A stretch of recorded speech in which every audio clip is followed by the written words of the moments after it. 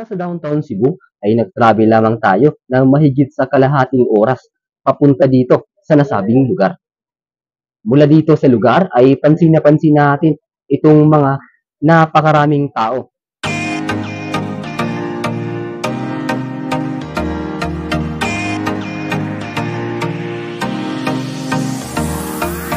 Isang magandang araw para sa panibagong lugar na naman na ating lalakbayin.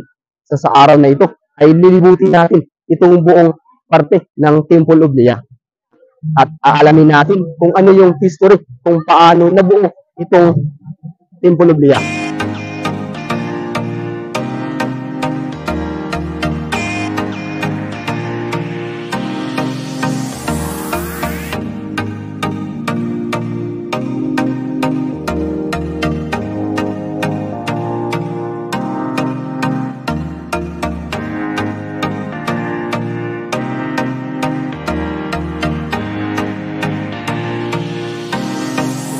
Pag-alaman ay itong Temple of Liyah ay kilala rin sa tawag na Taj Mahal ng Cebu dahil nga sa nabuo itong temple dahil sa walang sawang pagmamahal ni Chudurico Adarna sa kanyang namayapang asawa na si Liyah Adarna.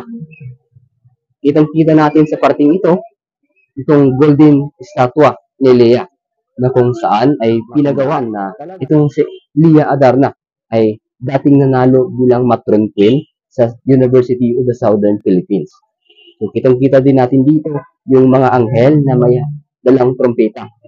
So, isa rin ito sa mga nagpapatunay ng kanyang pagiging matron. So, nandito naman tayo sa bahaging ito ay kung saan ay makikita natin dito yung parang museum ata itong gagawin nila dito. Pero dahil nga sa hindi pa handa o hindi pa tapos ang parting ito, ay titingnan na lang muna natin. O, kitang-kita natin dito yung mga larawan ni Liyah Adarna.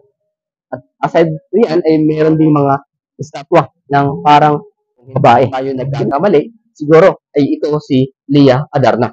So, kitang-kita nyo naman kung gaano nga talaga kamahal ni Chudurico Adarna yung kanyang may bahay na si Liyah Adarna. So, kitang-kita din natin dito yung dalawang malalaking leon. Kung hindi po tayo nagkakamali, siguro ay ito yung ginawang gwardiya itong Temple of Liyah.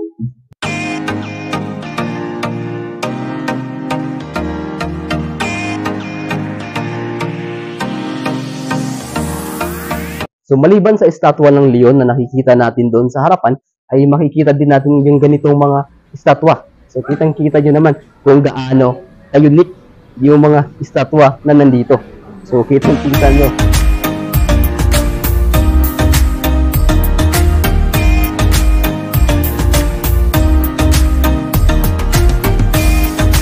So, kung dati po ay pinuntahan natin yung lugar na ito noong kasagsagan ng pandemya, ay kitang-kita natin na kinonstruct pa itong lugar. Pero sa ngayon, sa mga nagbabalak na dito kumain, so meron na po silang ino-offer dito na dining area. Kita nyo naman dito. So, meron na dito. So, napapansin natin dyan sa loob, ay kitang-kita natin kung gaano na karami yung mga mesa na nandito.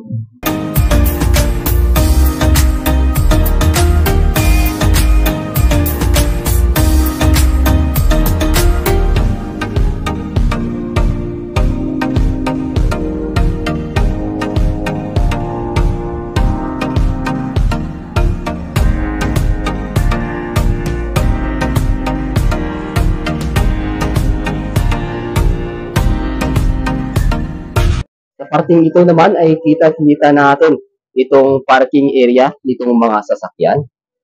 Sa kabilang bahagi naman ay nandito yung parking area naman ng mga motorsiklo. So, talagang safe na safe yung mga sasakyan natin dito. Kaya nga lang ay merong entrance fee na 30 pesos sa mga motor.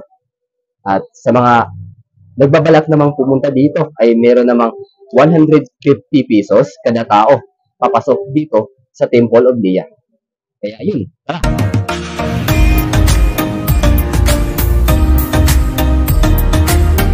Mula dito sa parting ito ng Temple of Liyah ay hanggang dito na muna at kita-kita ulit tayo sa mga susunod pang lugar na ating lalakbayin.